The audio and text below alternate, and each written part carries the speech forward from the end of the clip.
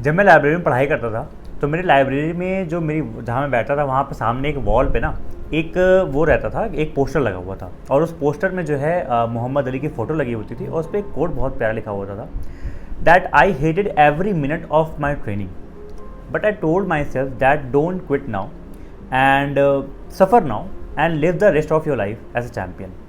तो जब कभी मुझे नीचे या फिर डिमोटिवेट थोड़ा सा फील हो रहा था ना कि मुझे जो है आज लो फील हो रहा है, पढ़ने में मन नहीं करता था, तो पता नहीं क्या यार उस पोस्टर को ऐसा देखता था मैं और कहीं ना कहीं अपने आप एक एनर्जी आती थी। ये चीज़ को मुझे वो प्रैक्टिकल बनाने में हेल्प करती थी कि लाइफ का किसी भी बड़े से बड़े जो हम लोगों के स्टार देखते हैं ना, हमको लगता है यार ये लोग तो क्या बन गए आज, क्या ही हैं यार। सबकी लाइफ में ना कहीं ये प्रॉब्लम्स रही होती हैं और उसी पे आज छोटा सा मैं ये वीडियो लेके आ रहा हूँ। आप लोग में कई लोग का मैसेज और ये आ रहा था सर एग्जामिनेशंस मुश्किल लग रहे हैं, सर हिम्मत नहीं हो रही, सर डिमोटिवेशन आ रहा है, कंसिस्टेंट कैसे रहें।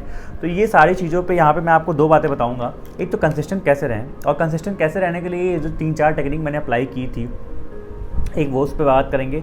दूसरा जो आप ये जो लोगों को देखते हो ना कि लोग सक्सेसफुल आज इतना हो गए हैं और आपको लगता है यार ये इतने ऊपर मुकाम में पहुंच गए, तो इसके पीछे का जो ग्राइंड है उसको कैसे करते हैं, ये चीज़ों पर जो है डिस्कशन आज करेंगे। पहले मैं आपको ना एक चीज़ बताता हूँ दोस्तों। क्या होता है ना कि हम लोग जब कभी भी किसी बहुत सक्सेसफुल पर्सनालिटी को देखते हैं, चाहे वो क्रिकेटर हो, चाहे कोई मूवी स्टार हो, चाहे कोई टीचर हो, कोई भी किसी को आप देखते हो, तो आप ना उसके जीवन के बहुत सिर्फ हाईलाइट देखते हो कि हाँ क्या अच्छी चीज़ें हैं, बट उसके बिहाइंड ऑफ द स्टोरी क्या चल रहा होता है वो कभी आपको पता चल नहीं पाता है।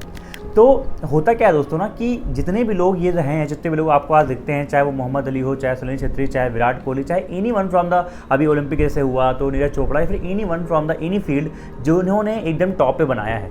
तो अगर आपको लगता है दोस्तों कि उन्होंने बहुत टॉप पे बनाया है ना, तो वो जो आपको उनकी जो सक्सेस दिखती है उसके पीछे के जो ग्राइंड होती है ना दोस्तों, वो कहीं ना कहीं निकल के आती है कंसिस्टेंसी से। वो लोग डेली बोरिंग काम, बोरिंग रूटीन फॉलो किए हैं और करते हैं। मैं जस्ट अभी कुछ दिन पहले सुनील छेत्री का इंटरव्यू देख रहा था, तो वो बोला था कि वो सौरभ जी मैं क्या करूं कि मुझे उबला खाना खाना अब इतनी आदत लग गई, मुझे वही अच्छा लगता है और मैं इसके अलावा कुछ खा भी नहीं सकता हूँ।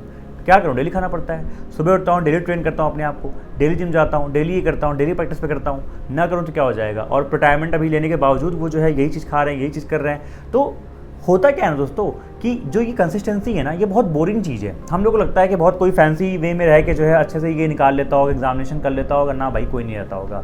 जितने भी लोग आप यहाँ पे देख रहे हो, सभी लोग जो स्ट्रगल करते हैं ना, जो बैंकिंग या फिर कोई भी एग्जामिनेशन की आप तैयारी करते हैं, लाइब्रेरी में बैठ के बच्चों को देखो, हर दिन मुंडेन होता है, हर दिन एकदम बोरिंग सा होता है, ठीक है। लेकिन उसके बावजूद इन सब चीज़ों के होने ये होगा, ये मतलब आपके दिमाग में होना चाहिए। कहीं आपको ऐसा ना लगे, ये आपको मैं सतर्क करा रहा हूँ कि नहीं तैयारी करने के लिए कुछ फैंसी चीज़ें हो सकती हैं या फिर कुछ मज़ा भी आता रहे, तैयारी भी होती रहे, ना ऐसे कुछ चीज़ें होती नहीं है। जो फैक्ट्स है वो फैक्ट्स है और ये चीज़ से आपको रियलाइज़ और रूबरू होना बहुत ज़रूरी है, ठीक है। तो रखनी पड़ेगी। कंसिस्टेंसी बहुत बोरिंग होती है। अब लेकिन सर प्रॉब्लम ये है कि सर इस कंसिस्टेंसी को सर अप्लाई कैसे करें रियल लाइफ में, एक्चुअल में हमको क्या करना चाहिए या फिर क्या मैं करूं जिससे ये चीज़ें आराम से हो पाएँ। तो मैं दोस्तों 3-4 चीज़ें आपको बताता हूं जो मैं खुद करता था। उसमें से जो सबसे पहला पॉइंट था वो मुझे एक बहुत सही लगा था और मैंने उसको बहुत ही अपने प्रिपरेशन के लेटर हाफ में अप्लाई किया था, उससे बहुत चेंजेस आए थे। And that is self realization. कि जिस पॉइंट पे हमको सेल्फ रियलाइजेशन हो जाए ना कि आज यार बस हमने अपना टाइम वेस्ट किया है, उसी पॉइंट ऑफ टाइम से उसी जगह पे आप बैठ के फिर से स्टार्ट कर दो। क्योंकि बाद में अगर उस समय स्टार्ट नहीं करोगे ना, तो बाद में पक्का आपको रिग्रेट होगा कि काश उस समय आप स्टार्ट कर लिए होते।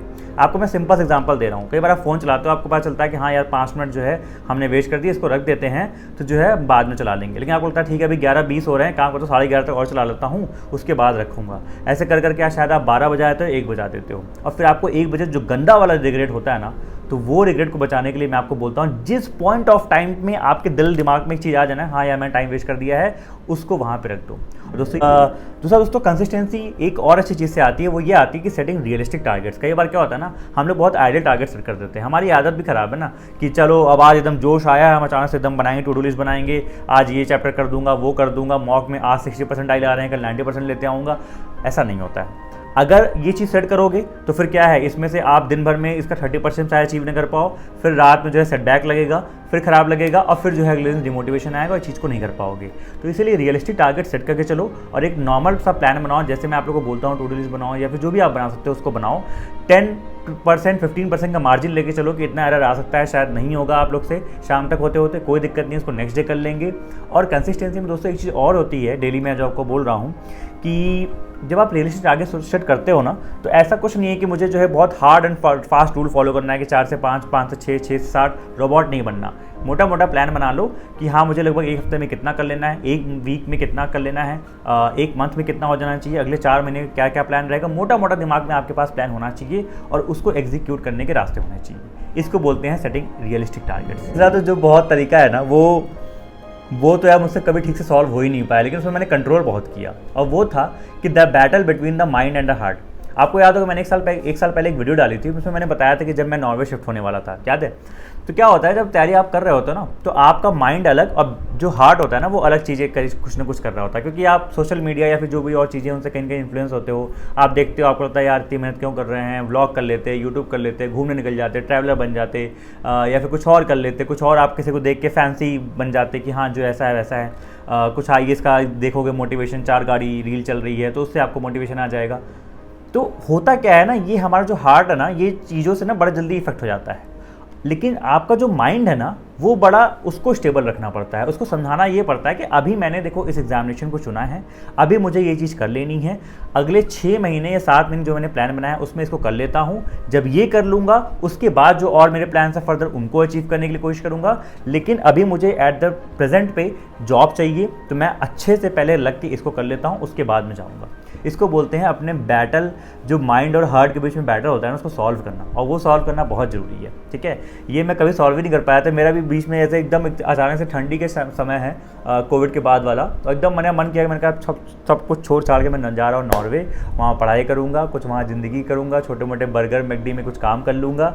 तो ये सब बहुत आता है, लेकिन फिर मैंने आपको समझाया है, प्रैक्टिकल होया। इसको बोलते हैं settling the battle between the mind and heart, और ये बहुत होता है। तो अपने आप को प्रैक्टिकल हमेशा रख के समझाना पड़ता है। ठीक है, और लास्ट में दोस्तों एक बहुत इंपॉर्टेंट चीज़ जो मैंने लेटर हाफ में रियलाइज़ की, कि कई बार क्या होता है कि हम लोग जब मोटिवेशन सुनते हैं या फिर एक अच्छी बात सुनते हैं जो एक प्रैक्टिकल चीज़ भी होती है, सबको सुन के हम चार्जअप हो जाते हैं। जैसे अभी आप लोग ना इसको सुनोगे तो आप लोग बहुत चार्जअप रहोगे, 1 दिन 2 दिन 3 दिन।